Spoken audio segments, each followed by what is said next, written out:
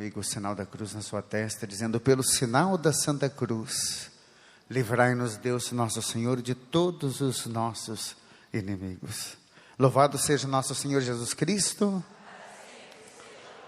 Obrigado, Rogerinha, pela acolhida. Obrigado, pessoal aqui da Canção Nova de Cachoeira Paulista.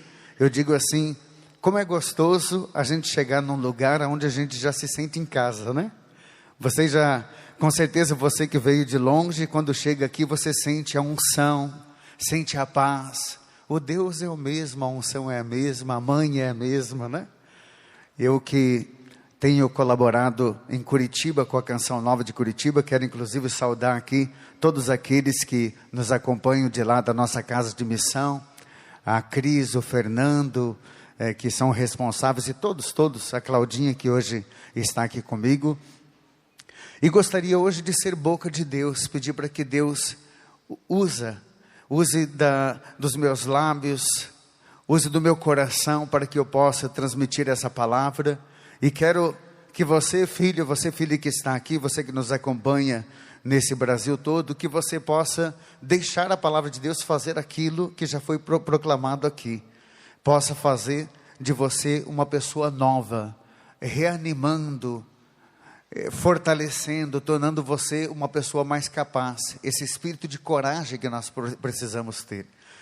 O tema que me foi proposto é: felizes os que têm fome e sede de justiça, porque serão saciados. Felizes aqueles que têm fome e sede de justiça, porque serão saciados. A palavra está em Mateus 5, onde Jesus faz aqui, a partir do versículo 1, no Sermão da Montanha, ele dá dicas da verdadeira felicidade. Se eu perguntasse para você, você se considera uma pessoa feliz? Uma pessoa de verdade feliz? Você é daquela pessoa que já acorda com vontade de cantar, sorrindo para a vida? Ou você é aquela pessoa que quando acorda, parece que demora para pegar no tranco, como diz o outro, que lá pelas 10 horas da manhã vai dar o primeiro sorriso? Como que vai a vida? Às vezes um ou outro pergunta assim para a gente: e daí, fulano, como que vai a vida, né? Se você tivesse que dar uma nota de 1 a 10 para você mesmo, quanto que você daria? Sabe, gente, Jesus dá aqui uma dica da felicidade. Se tem alguém que está preocupado de nos ver felizes, é Deus. E quando a gente chega aqui na Canção Nova, por exemplo, parece que a gente até esquece que a gente tem problemas, né? Lá em Curitiba, eu tenho a graça de colaborar com a missão do Padre Reginaldo Manzotti, na TV e na rádio. E a gente depois vê tantos e tantos testemunhos. Padre, aquilo que o Senhor disse foi para mim. Aquilo que o Senhor revelou lá foi para o meu coração. Lá na Canção Nova de Curitiba, na rádio Canção Nova, quantos testemunhos de pessoas que às vezes estão lá em casa, tristes, abatidas, e não saem nem do quarto de manhã. E o padre às vezes tem aquela interpretação do Espírito Santo: peça para que essa pessoa levante agora, abre as cortinas da janela e saia desse quarto, porque ela precisa ser feliz. E depois vem o testemunho: o Senhor falou para mim, padre. É porque Deus nos conhece. Pode ter certeza, Deus sabe que você está aqui. Deus sabe que você está nos acompanhando agora. E Deus quer falar com você através dessa pregação, porque talvez faz muito tempo que você não sabe de fato o que é ser feliz, o que é ser uma pessoa realizada.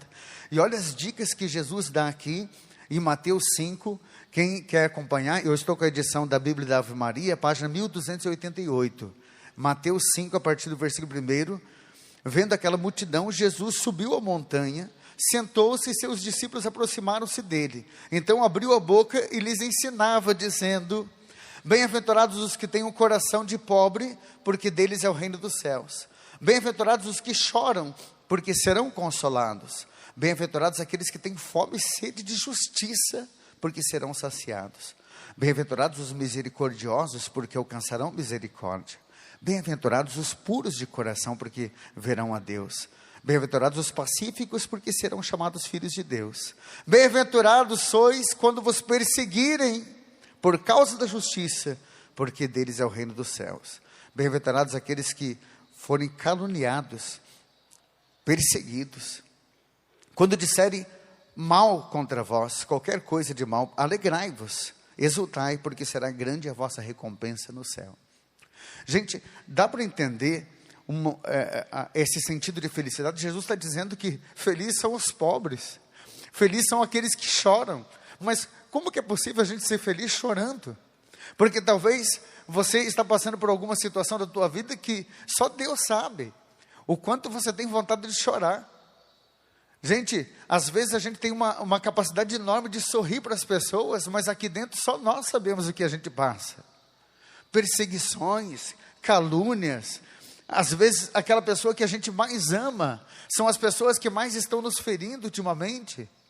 E aqui a gente vai vendo como que Satanás, ele age porque ele quer destruir relacionamentos.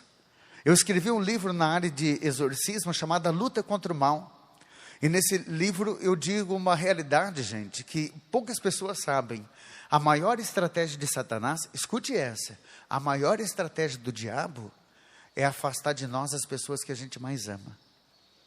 E aí eu digo para você, só para saber se Satanás já não está agindo aí. Ultimamente a pessoa que você mais ama não é aquela pessoa que você tem mais brigado, aquela pessoa que parece que mais te ofende ou que você mais maltrata. Não há uma contradição aí, porque a pessoa que a gente mais ama não deveria ser a pessoa que a gente mais trata bem, não deveria ser aquela pessoa que a gente deveria gastar tempo com ela. Não, mas pelo contrário, às vezes nós não somos felizes, porque as pessoas mais próximas são as que estão mais nos ferindo. Às vezes tem mães que dizem assim, padre, dói, mas o meu filho que eu cuidei tanto, padre, fiz tudo que eu podia, aquele filho que é a razão da minha vida, às vezes chega em casa, eu sei que ele trata tão bem os outros lá fora, porque eu conheço o filho que eu tenho. Fora de casa, nossa, é uma maravilha. Quando ele entra dentro de casa, padre, basta eu perguntar onde ele estava, que ele já começa a me tratar mal. Ah, mãe, por favor, não me venha. E talvez você seja uma dessas mães que percebe isso. Poxa, a pessoa que eu mais amo deveria me tratar tão bem, né? Mas é aquela pessoa que parece que trata todo mundo bem lá fora, menos eu. Então eu digo assim, Jesus está dizendo, feliz são aqueles que são injustiçados, perseguidos, caluniados. Hein, filho? Olha aqui para mim, feliz de você que nesse momento está chorando. E, sobretudo, feliz você que tem fome e sede de justiça. Eu quero ficar aqui nessa quarta bem-aventurança. Bem-aventurado significa ser feliz. Feliz aqueles que têm fome e sede de justiça. O que é ter fome? O que é ter sede? Isso diz respeito à vontade, né, gente? Eu tenho fome, eu tenho sede. Fome e sede são desejos básicos para a gente sobreviver, né? É o desejo básico de qualquer um. Ter vontade, ter sede, ter fome de justiça significa ter fome e sede de Deus. Por que uma pessoa que hoje está chorando deve ficar feliz? Porque ela deve entender a promessa que está por detrás. Feliz aquele que tem fome, porque ele será saciado.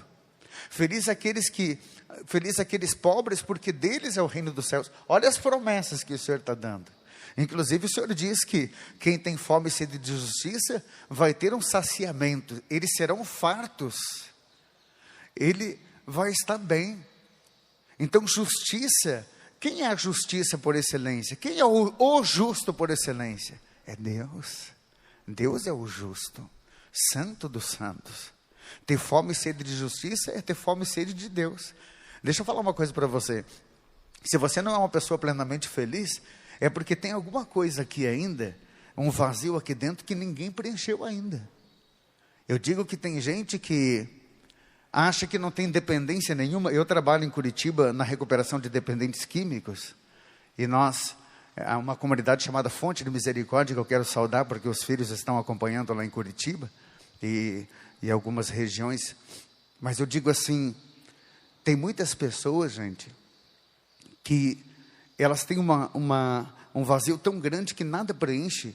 E quando nada preenche, elas vão buscar a droga, o álcool, que é uma dependência lícita, né? Ou seja, é uma droga lícita.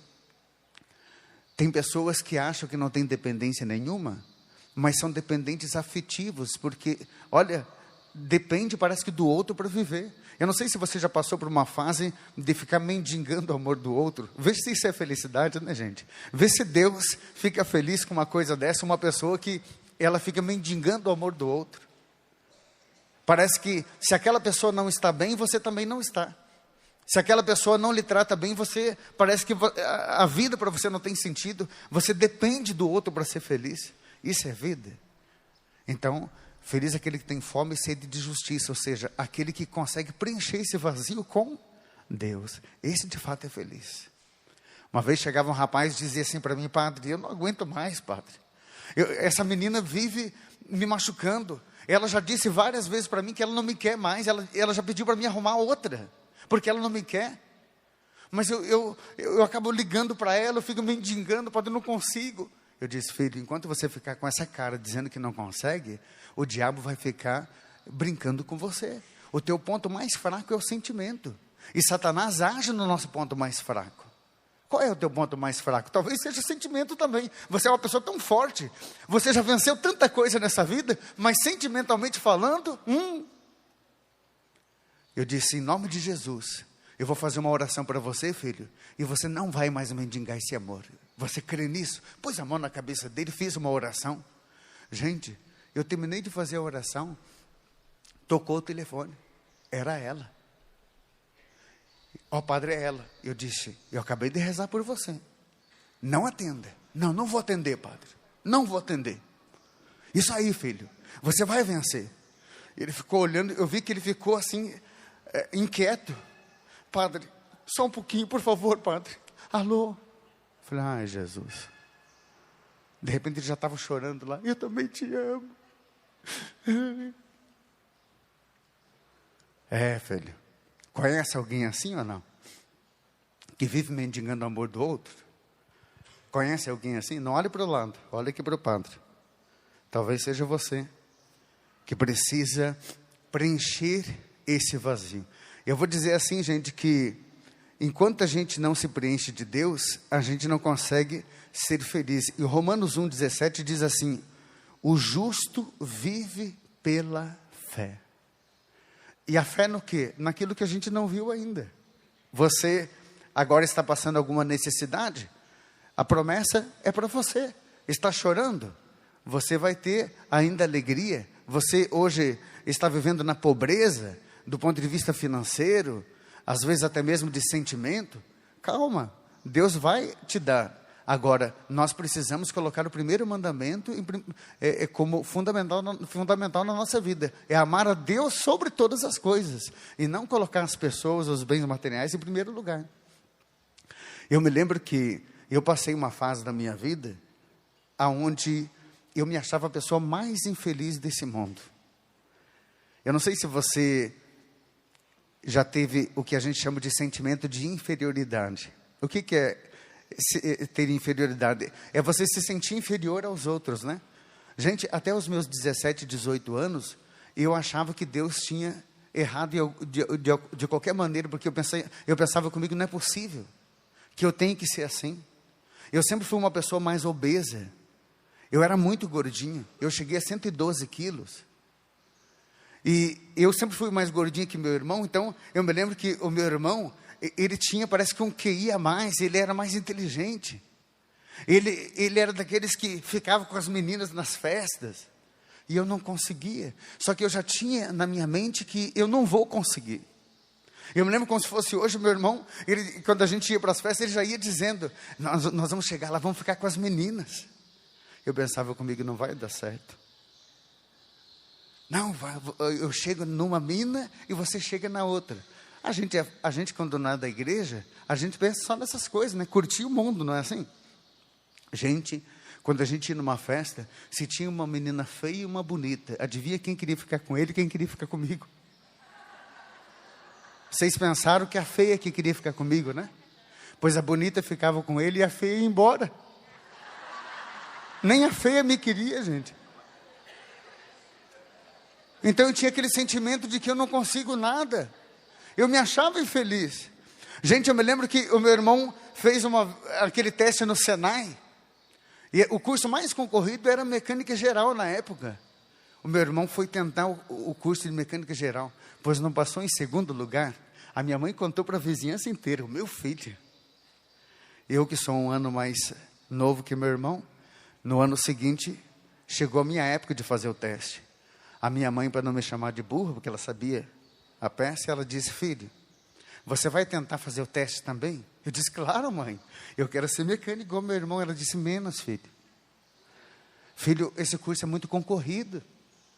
Não é melhor você fazer panificação? Porque teu irmão falou que panificação está sobrando vaga. Não tem candidato, filho. Pois eu tentei o teste e reprovei, gente. Não consegui o mínimo para entrar. Mas é interessante, olha aqui para mim, a pessoa que parece que não tem Deus, ela já tem uma tendência de determinar para ela mesma, eu não vou conseguir. Veja uma pessoa que parece que está afastada de Deus para você ver, você pergunta para ela como que vai, é melhor perguntar onde dói, porque dói tudo. E daí falando como que vai, a pessoa já está para baixo, problema em casa, problema de artrite, artrose. O mundo para aquela pessoa não presta. Gente, eu que estudei psicologia, a psicologia diz assim que nós temos uma tendência enorme de pensarmos em coisas negativas. Por exemplo, se eu pedir para você fechar os olhos agora e lembrar de algo que marcou a sua vida, mais de 90% vai lembrar de alguma desgraça. Mais de 90%. É uma tendência que nós temos. E eu pergunto, isso é culpa de Deus? Não, né? Isso não é culpa de Deus. Isso é uma tendência nossa. Nós somos humanos. E por que parece que a gente gosta de desgraça? Liga a televisão para você ver, vai passando os canais. Gente, hoje o que dá mais ibope na mídia é desgraça. É interessante, o povo parece que gosta disso. Se você já viu os acidentes que você às vezes vê aquele tanto de gente aglomerado num sinaleiro, alguma coisa, é porque deu um acidente lá, está todo mundo vendo. Eles querem ver o que aconteceu. Então a mídia fica em cima das desgraças. Isso dá ibope. Graças a Deus, gente, que nós temos hoje a canção nova que vai entrando, né, pelos vales, sobe morro, desce montanha e vai chegando para levar a palavra de esperança, a palavra de vida eterna. Você que de manhã, você não sabe fazer outra coisa a não ser acordar, já sintonizar o rádio ou a TV na canção nova, porque você quer coisa boa para a tua vida, sim ou não? Agora tem muita gente que não é assim. Eu me lembro que eu cresci com uma maneira diferente de ver as coisas e às vezes eu mesmo preciso me corrigir. Eu preciso lembrar que eu preciso sempre me preencher de Deus. Eu preciso ter sede e fome de Deus, sede e fome de justiça. Porque a minha tendência até hoje é fazer aquilo que meus pais faziam, graças a Deus que não fazem mais. Mas eu acordava de manhã, por Deus do céu, às vezes eu acordava pensando que a polícia estava lá em casa. Porque a minha mãe já colocava numa rádio que era só desgraça. Tinha até o barulho da polícia. Eu acordava, já estava o repórter lá. Mais um morto aqui no centro de Curitiba. Foi um acidente, o cérebro dele está saindo para fora. Não podia nem conversar, que a mãe já dizia, quieto que eu quero ouvir. Você conhece alguém assim que gosta, parece, de desgraça, gente? Olha, eu vim lá do interior de Santa Catarina. Lá tem aquela nota de falecimento, né? Então no rádio era o que dava mais ibope. Era nota de falecimento. Tinha até uma musiquinha assim bonita. Nota de falecimento. Ninguém podia conversar na cozinha. Faleceu com 65 anos, fulano de tal. Com 15 anos, nossa, 15. A gente nem conhecia os outros, mas era um silêncio, todo mundo queria ver quem morreu. A tendência de buscarmos desgraça. Faça o sinal da cruz e diga comigo, livrai-me, Senhor. Nós precisamos nos preencher mais de Deus, gente. Eu tenho lá em Curitiba, na minha paróquia Anjo da Guarda, em Almirante Tamandaré, quem estiver me acompanhando lá, que Deus abençoe. Nós temos uma capela mortuária, onde se vela os defuntos, né? Gente, eu percebi que tem gente que gosta de velório. Tudo quanto é velório. Tinha uma senhora que todo velório ela estava lá. Eu pensei até comigo, meu Deus, será que a família dela inteira está morrendo? Porque todo velório ela estava lá. Aí um dia eu cheguei, tinha um rapaz sendo velado, E o padre, é claro, tem que ir para abençoar, né? Ela estava lá do lado. E eu pensei, meu Deus. Coloquei a mão no ombro dela para dar força para ela, né? E disse assim, filha, é parente? É conhecido teu? E ela disse, não, nem conheço. Judiação, né, padre? Oh, Jesus. Sabe, gente, o Senhor quer que nós tenhamos sede e fome dEle, das coisas dEle. Porque eu vou dizer para você, filho, você que está aqui na Canção Nova, você que nos acompanha diariamente na Canção Nova, pode ter certeza, quanto mais de Deus você for, mais você vai sendo preenchido. Vai chegar uma hora que você não precisa de ninguém mais para ser feliz. Aliás, uma pessoa sadia espiritualmente falando, ela não precisa de ninguém mais. A gente só precisa de Deus, né? Só precisa de Deus. Então, eu me lembro que nessa fase da minha vida que eu estava buscando as coisas do mundo, parecia que tudo para mim era motivo de desgraça. Gente, eu me achava tão azarado que se chovesse dinheiro, o que caísse no meu colo era nota falsa. Eu não parava em emprego. Eu comecei a trabalhar em gráfica. Eu trabalhava 2 meses numa empresa, 3 meses na outra. Eu não parava. Porque eu já entrava na empresa imaginando, será se eu aguento aqui uns 2, 3 meses? Eles vão me mandar embora, não tem jeito. Agora tinha uma empresa que eu já estava há 8 meses. Pensei, nossa, 8 meses? Vou me aposentar. Né? 8 meses para quem não parava. Gente, eu era o único que não tinha recebido aumento ainda. Um dia cheguei lá na empresa, tinha uma plaquinha em cima da máquina, favor comparecer no departamento pessoal, munidos de documento. Pensei comigo, já sei, aumento. Fui lá no departamento pessoal, perguntei para o chefe, eu vim aqui, parece que vai ter aumento, né? Hein? Ó, ele disse, aumento, Cleberson? Você vai ser mandado embora, só não vou mandar por justa causa porque eu não posso. Eu disse, mas o que eu fiz? Gente, ele me jogou uma praga, ele estava tão bravo, porque saiu tudo torto. A revista, eles perderam a concessão da revista que eles faziam, porque saiu torta a imagem da capa, e nem eles perceberam. Ele me perguntou se eu era caolho. Ele chegou a dizer assim, o ar que você respira, você está roubando de alguém. E eu vim para casa, gente, aquele dia, com um sentimento de morte. Você que já passou pela depressão, você sabe do que o padre está falando. Tem aquele sentimento assim, por que eu existo? Eu não sirvo para namorar, eu não sirvo para trabalhar, eu não sirvo para nada. Gente, eu me achava uma pessoa feia. Eu me olhava no espelho, por Deus do céu. Uma vez eu participei de uma palestra motivacional, e o motivador dizia assim, quando você acordar de manhã, você que está depressivo, desempregado, você que acha que a tua vida não serve para nada. E parecia que ele estava falando para mim. Levanta de manhã, vai diante do espelho, dá uns 2 tapinhas no rosto e diga assim para você mesmo, vamos lá, garotão. Gente, eu até tentei fazer isso. Um dia eu acordei com aquele gosto amargo na boca. Sabe quando você acorda, parece com o olho inchado? Eu olhei no espelho e disse assim para mim, vamos lá, garotão. Por Deus do céu, dá a impressão que a imagem do outro lado disse para mim, você está querendo enganar quem? Sem Deus a gente não consegue encontrar motivação. Sem Deus não dá. Gente, eu ficava naquele meu quarto. Eu cheguei a pegar o colchão de cima do beliche. Um certo dia coloquei no chão, fechei a porta, puxei a cortina e fiquei ali. Eu queria morrer ali. A minha mãe, como era muito sincera, eu me lembro quando eu cheguei um dia desempregado, a mãe disse, filho, você está chegando essa hora aqui? Eu disse, mãe, estou desempregado de novo. Ela falou, mas você vai comer de graça aqui? De novo, filho, pelo amor de Deus. Naquela época eu era bem gordinho, né? Eu disse, mãe, pode me trancar naquele quarto, não precisa nem levar comida para mim lá. Como se gordo eu aguentasse ficar sem comer muito tempo, né? Deu uma fome, gente. Fiquei um pouco lá. E aquela desmotivação. De repente minha mãe batendo na porta, dizendo, filhinho, vem comer, filhinho. Eu pensei, nossa, minha mãe está me chamando de filhinho, que a coisa está feia.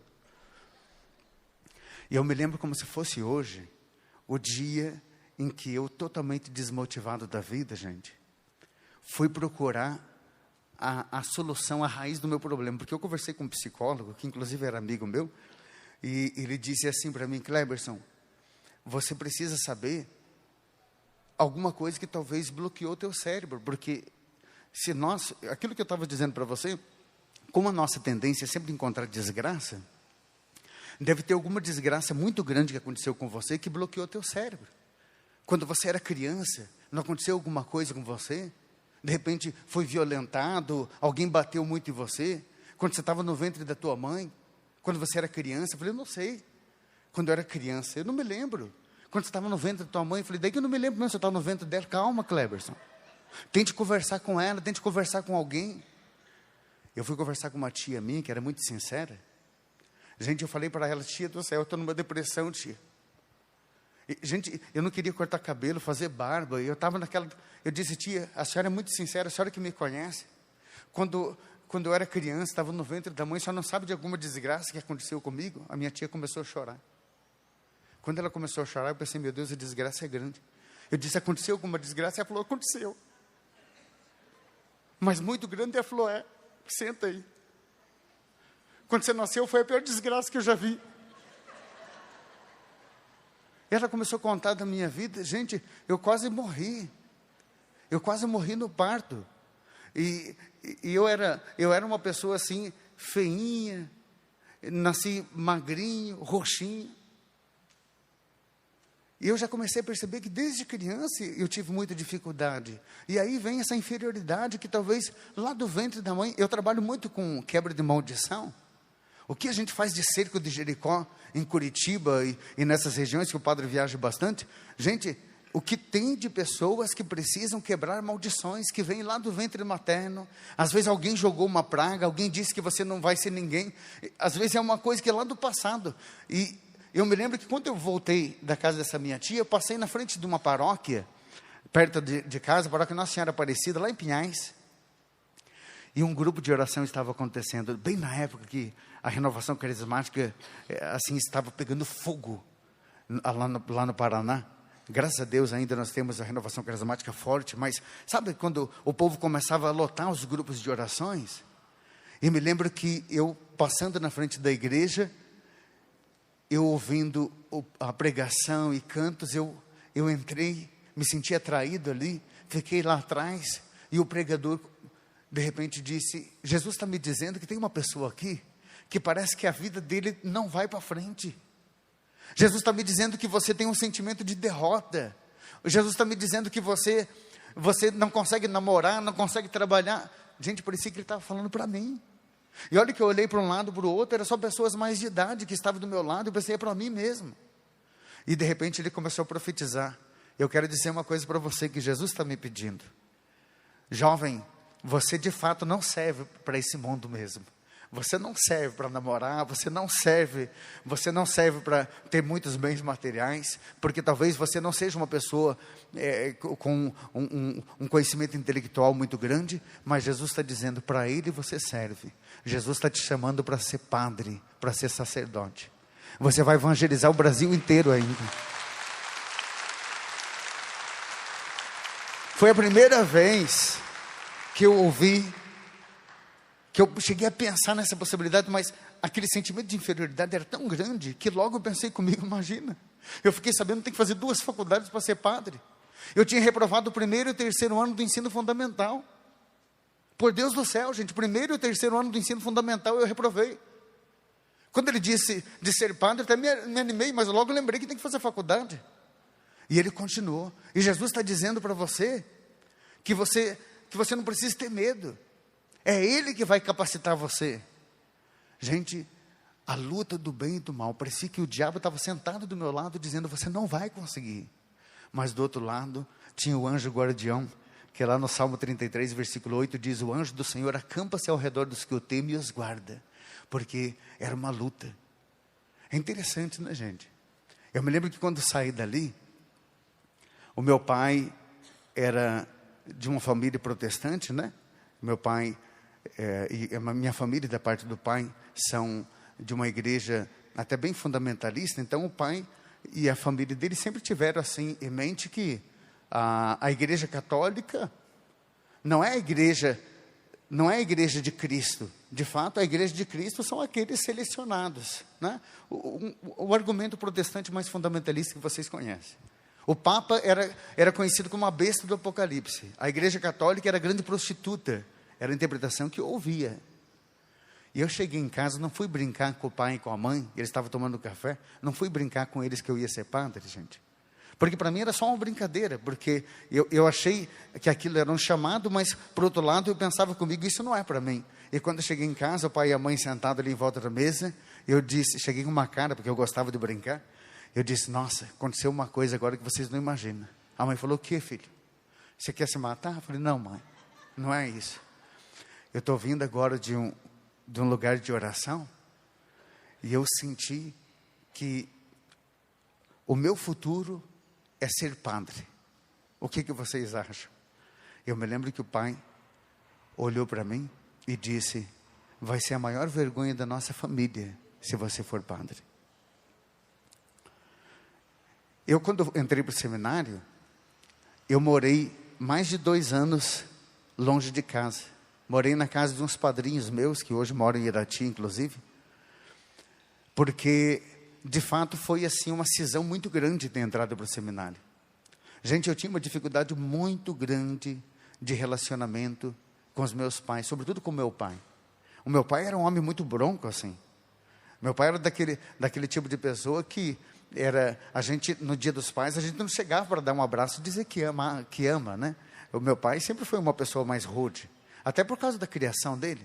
Eu me lembro que uma vez na escola, a professora distribuiu uns coraçãozinhos assim para a gente, e era para a gente entregar para os pais. Eu pensei comigo, não vai dar certo esse negócio. E para mim ainda tinha sobrado só um cor-de-rosa. Os azulzinhos já tinham ido tudo. Ela chegou, e eu falei assim, professora, não vai dar certo para o meu pai isso. Ela disse, não, mas todo pai tem um pouco de mãe também. Piorou, gente. Tentei explicar para o meu pai, ele me chamou até de boiola. Então, meu pai era assim. Então, imagine só o desafio que eu tinha. Porque, por Deus do céu, no seminário, sempre eu pedia para Deus, Senhor, eu quero que o Senhor me dê a graça um dia de poder ter um bom relacionamento com os meus pais, sobretudo com meu pai. Eu me sentia injustiçado. Eu tinha fome. Eu tinha sede dessa justiça de Deus. Porque eu me sentia injustiçado. E Deus foi colocando no meu coração, gente, que eu precisava amar mais. Eu precisava me aproximar do meu pai, mesmo sem meu pai merecer, porque eu achava que ele não era muito merecedor mesmo dessa aproximação. E olha, ter fome e sede de justiça é ter fome e sede das coisas de Deus. O que é que Deus pede para você? Basta você pegar a palavra de Deus, você vai começar a ver. O que Deus pede? Uma das definições que nós temos de Deus está em 1 João 4,8, que diz, só não ama quem não conhece a Deus, porque Deus é amor. E depois a palavra vai dizer assim, quem diz amar a Deus, mas não ama o seu irmão, é mentiroso. Gente, eu nunca tinha dito para o meu pai essa frase, eu te amo. Porque eu achava que quem tinha que dizer isso era meu pai para mim. Se ele falar, eu falo. Quantas vezes no seminário eu ouvia dizer isso, que o amor é capaz de transformar as pessoas. Olha para mim uma frase que eu vou dizer para você, que eu coloco no meu novo livro chamado Sua Família Tem Jeito. Olha o tema do livro que o padre escreveu, inclusive pela obra evangelizada lá do padre Reginaldo Manzotti. E eu fiz esse livro, Sua Família Tem Jeito. Sabe por quê? Porque eu penso comigo, se a minha teve jeito, a tua também tem.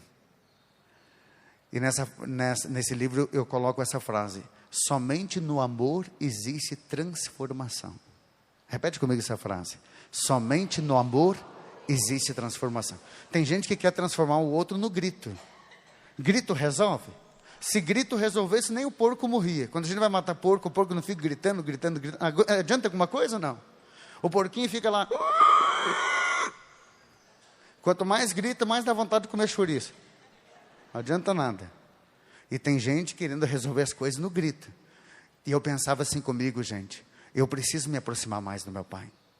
Eu vou um dia chegar lá em casa e dizer para o meu pai o quanto eu amo, porque eu tenho certeza que eu vou começar a mudar o coração dele. É só buscando esse amor, buscando a justiça de Deus que eu vou mudar. Gente, eu ia junto com os padres em alguns guardamentos, preste atenção no que eu vou dizer para você. As maiores declarações que eu ouvia de amor eram nos guardamentos.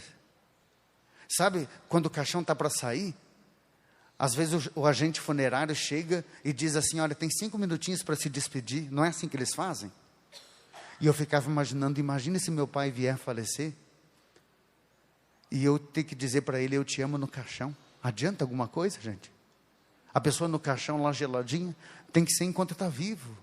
E aquilo me deixava com o coração, parece que apertado. Eu cheguei a ouvir uma vez um jovem dependente químico da nossa casa de recuperação, quando estava saindo do caixão, ele dizia, mãe, naquele desespero, né? Porque diz que quando a gente tem peso de consciência, vira um desespero só. Mãe, me perdoa, mãe. Eu sei que eu matei a senhora aos poucos. Ele disse, porque a mãe dizia para ele, você está me matando aos poucos, filho. E a mãe morreu de infarto. No fundo, ele sabia que ele matou a mãe aos poucos mesmo. Né?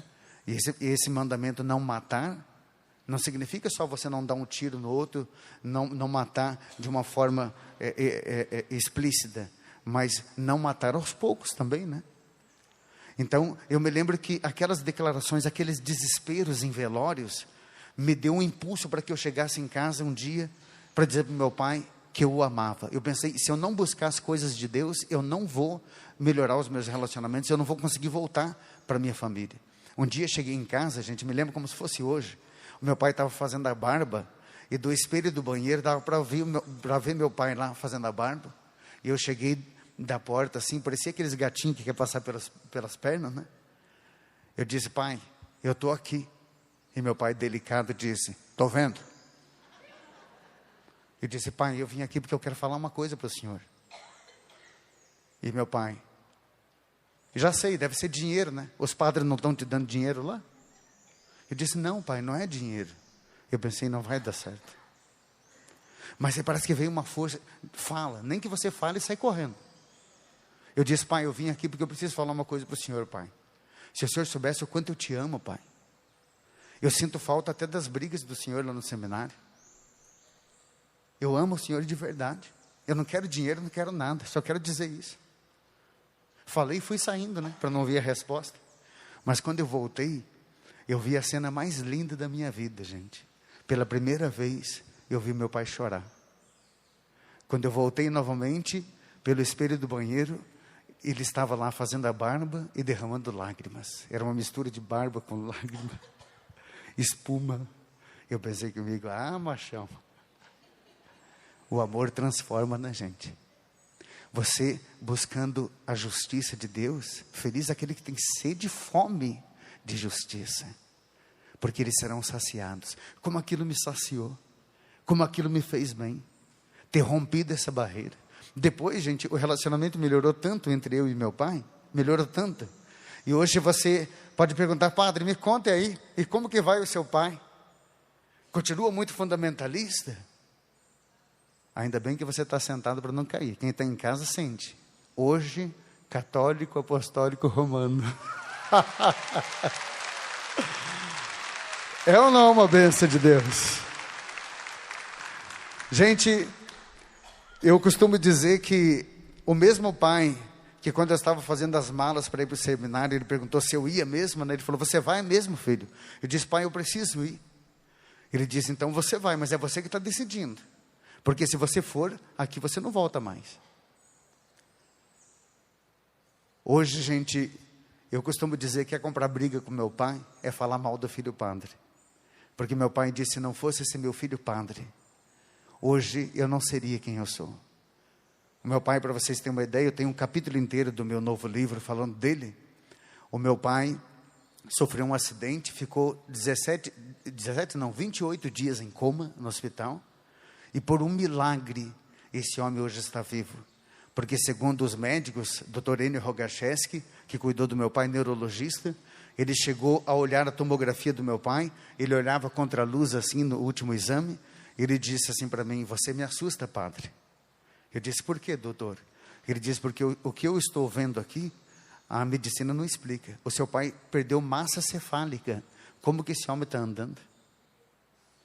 Mas é porque quando nós buscamos as coisas de Deus, gente, Deus dá a resposta. Agora, sabe aquele velho ditado que diz, quem não vem a Deus por amor, vem pela dor. E mais ou menos aquilo que a gente estava rezando aqui, gente, em preparação para essa pregação, eu gostaria de ir fechando aqui falando uma coisa para você. Deus te ama tanto, filho, te ama tanto, filha, que Deus precisa usar da mesma pedagogia que nós, simples seres humanos, fazemos. Porque o pai e a mãe, quando vão educar o filho, se o filho não vai por bem, às vezes o pai precisa arrochar um pouquinho, né? Hein? O pai precisa colocar atrás da porta para pensar, tem que cortar videogame. Não é assim que faz, pai e mãe? E às vezes, eu quando era pequeno, levei algumas palmadas, mas nunca apanhei de graça. Porque diz a palavra, quem não usa da vara, odeia seu filho, no sentido de que o pai e a mãe que não corrige o filho, o pai e a mãe que não forma o filho, ele deforma.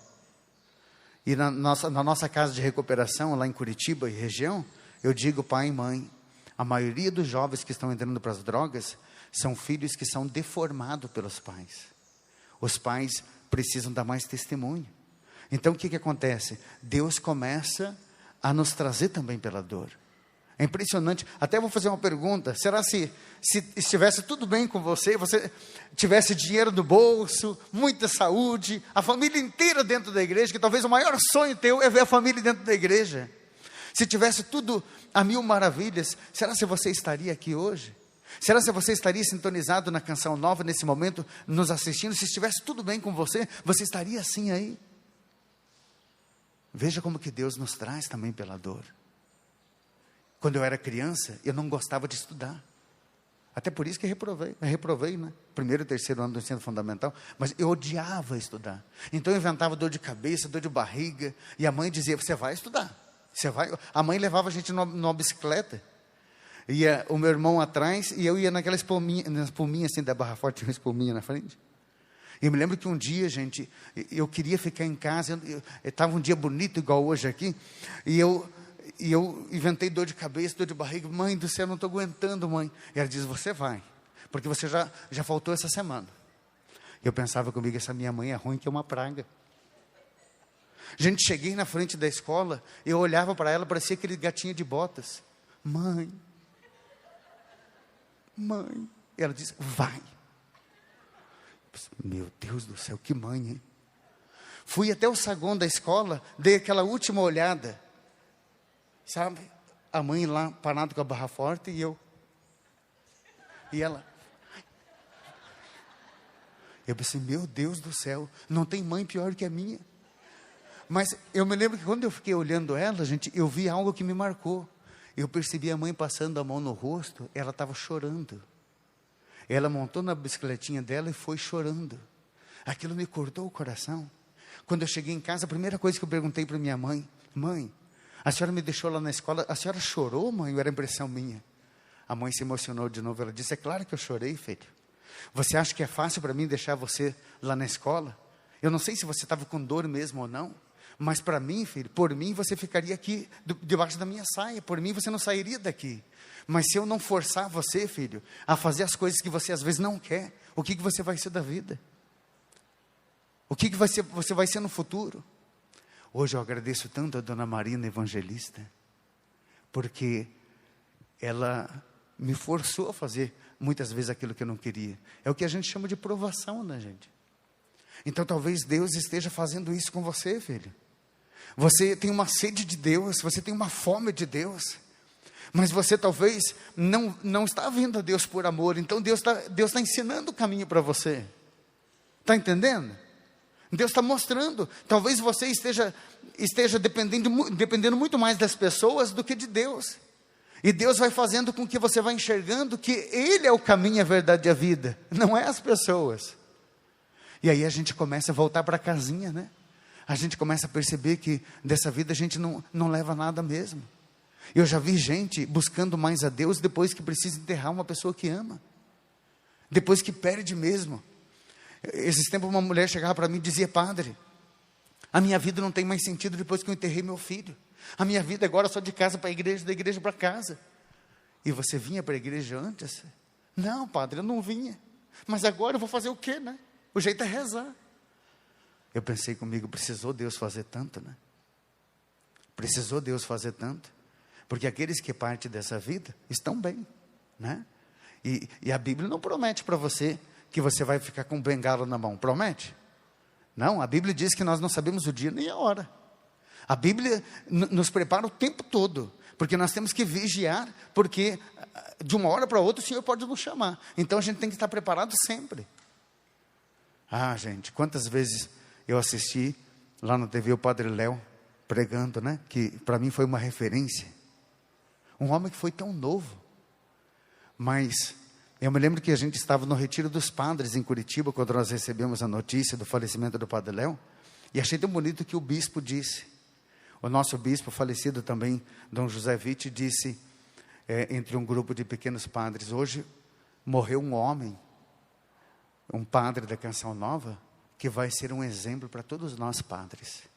Porque a última pregação dele, ele dizia que nós devemos buscar as coisas do alto. Um homem que foi firme, mesmo diante na luta ali contra o câncer. Vai ser uma referência para todos nós. Ali eu entendi por que Deus permitiu levar aquele homem. Porque aquele homem já tinha sido tanto modelo para os cristãos, já tinha sido tanto modelo para os leigos, que agora Deus estava chamando ele para ser modelo para os padres também. Para os padres entenderem, gente, que dessa vida a gente não leva nada. O Papa Francisco vive dizendo isso, para a gente ser desapegado, para a gente pensar mais nas coisas de Deus. Então, filho e filha, deixa nesse momento o Senhor modelar a tua vida do jeito que Ele quer.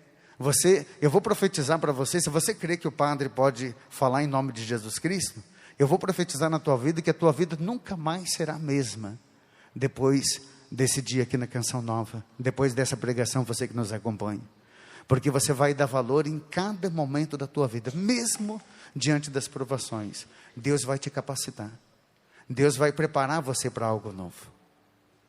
Põe a mão no teu coração. Olha aqui para mim, só a mão no coração. Está olhando essas mãos aqui? Eu me lembro que eu tinha uma semana de padre. E quando o bispo foi me ungir as minhas mãos, eu acho que ele exagerou um pouco. Porque aquele óleo que ele derramou na minha mão, eu me lembro que ele virou mesmo, lavou, chegou a pingar.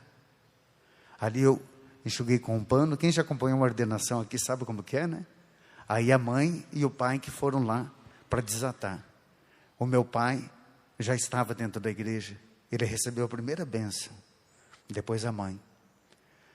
E me lembro que ali eu pensava comigo, nossa, essas mãos aqui estão ungidas, hein? E eu tinha a primeira semana de padre e eu fui convidado para pregar numa paróquia chamada Senhor Bom Jesus, em Mandirituba. E lá o padre disse para mim, padre, depois da missa, o senhor vai fazer uma oração com a imposição de mãos, pode ser? Eu disse, Padre do céu, não dá. Ele disse, por quê? Porque eu tenho outra missa em seguida. Ele disse, agora eu já avisei. Eu disse que você vai vir com as mãos ungidas e vai impor as mãos. Olha quanta gente está aí por causa da benção. Gente, eu praticamente não rezava, eu ia tirando o povo da fila, para dar tempo de celebrar outra missa. Quando o povo formou aquela fila, eu ia bem rapidinho rezando. Mas teve um rapaz, quando eu estava na fila, que interessante, quando eu pus a mão na cabeça dele, parece que eu coloquei perto de uma vela. A minha mão esquentou. E algo disse assim para mim, olha para a mão desse rapaz. Eu não sei dizer, não foi uma voz, mas foi um sentimento muito forte. Olha para as mãos desse rapaz. Era no interior, o rapaz tímido, ia saindo. Eu cheguei aí atrás dele e disse, moço, vem aqui. Você tem alguma coisa nas tuas mãos? Ele meio choramingando, mostrou as mãos. Ele não tinha palmo da mão, gente. Era carne viva. Ele disse, o médico disse que é um câncer de pele. Eu disse, era um câncer de pele. Você acaba de ser curado.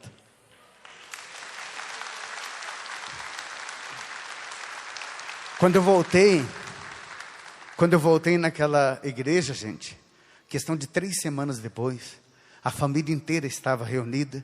E a mulher, na época eu era mais gordinha, ela disse, Padre do céu, se o senhor não fosse tão gordinho, ia jogar o senhor para cima. Padre, o que o senhor fez com meu filho? Eu disse, não foi eu, foi Jesus.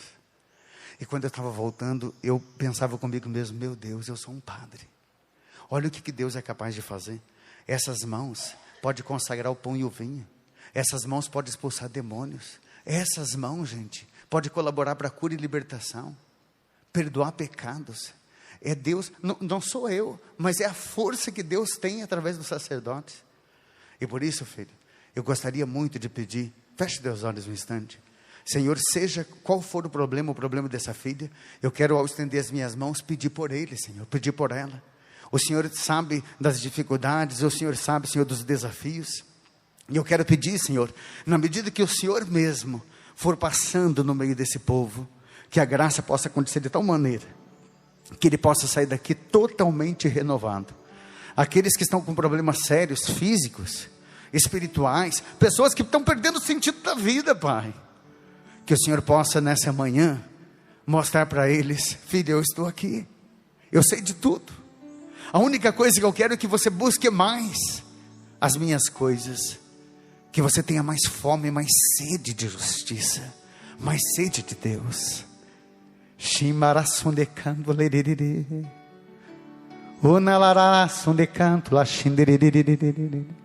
Senhor me mostra pessoas que talvez não admitem, mas estão passando já por sintomas de depressão.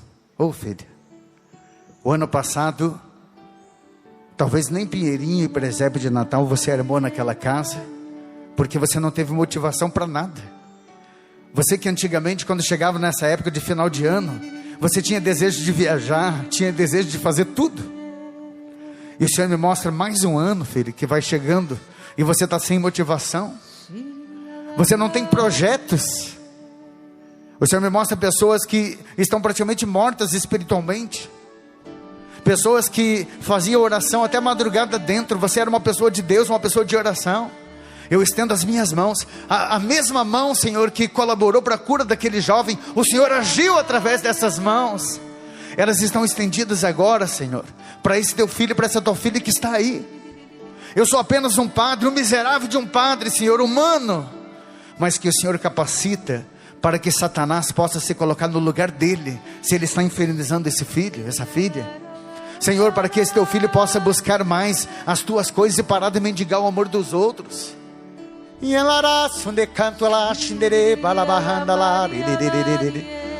Obrigado pelo que está acontecendo, Pai, pela unção que o Senhor vai trazendo agora. Sinta essa paz que o Senhor já vai derramando. Bênção maravilhosa, unção maravilhosa que o Senhor derrama sobre a tua vida agora.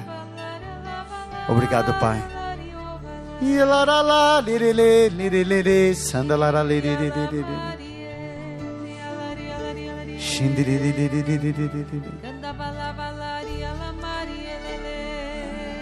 Filho e filha de Deus, olha aqui para mim.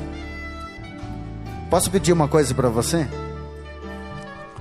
Você vai ser canal da graça aonde quer que você esteja, para poder usar das tuas mãos para poder orar para as pessoas que estão em casa. Você que está em casa agora, quando essa pessoa chegar do trabalho, chegar da onde ela está, você vai impor as mãos dela, porque você pode, e você vai fazer o sinal da cruz na testa dessa pessoa. Eu quero encaminhar você agora. Eu quero fazer dessa bênção uma bênção de envio, e quero já contar para vocês que nesse domingo agora em Curitiba, eu vou estar pregando um retiro de cura e libertação lá na Canção Nova de Curitiba, aonde a Rogerinha inclusive trabalhou na missão com a gente lá. E vou lançar um livro chamado 10 passos, vá vendo, 10 passos para se libertar da obesidade. Vocês conhecem alguém que está meio acima do peso, e isso está dando um sentimento de inferioridade? Talvez até 2, 3 quilinhos a mais, mas já deixa você se sentindo mal? Nesse domingo lá em Curitiba eu vou lançar esse livro, e vou orar com imposição de mãos nas pessoas. Quer dizer, você que está aqui, você que em Curitiba, região, no Brasil todo, se você puder, entre no meu site, saiba sobre esse retiro e vá para lá, abençoado, participar comigo em Curitiba. Mas eu quero pedir para você agora, estenda tuas mãos aqui. Isso. Você vai sentir algo que você vai talvez ficar impressionado, mas eu creio que Deus vai me dar esse presente. Feche teus olhos. Você que está em casa também pode estender as mãos para mim. Você vai sentir agora a palma das tuas mãos esquentando. Maravilhoso Deus, eu peço, Senhor, como padre da tua igreja, capacita esse teu filho agora, Senhor, porque a palavra de Deus diz que todos nós podemos orar um pelos outros. O próprio catecismo da igreja nos diz sobre isso. Somos batizados, Pai, e tem gente que precisa da imposição das mãos, porque estão vivendo uma fase na vida, Senhor, que é na base da oração que ele vai se libertar. Por isso eu peço, você que vai sentindo a palma das tuas mãos levemente esquentando agora, creia que é Deus que está te dando essa graça, filho. Porque hoje você vai orar por alguém. Você vai impor a mão na cabeça de alguém, para que essa pessoa possa receber a cura e a libertação. Lentamente agora, põe a mão na tua cabeça, essas mãos que estão aí abençoadas, e diga comigo: meu Senhor e meu Deus, meu Senhor e meu Deus, eu creio, mas aumente a minha fé. Lembre-se agora de qual é a dor, qual é o sentimento, qual a maior necessidade, aonde é que parece que Satanás está enxergando você aí. Peça para Deus te abençoar agora, filho. O Senhor me coloca pessoas que têm até arrepios nesse momento da oração. São manifestações da graça de Deus. O Senhor me coloca em casa uma pessoa que está colocando a mão na cabeça e você está chorando, filha. É porque você não estava aguentando mais.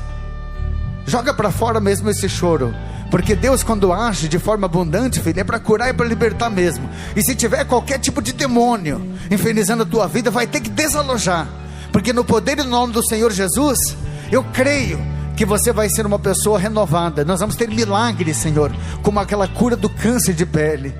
Shimbarasunde canto lahanda labarabala e lara lara lara shanda labarabasunde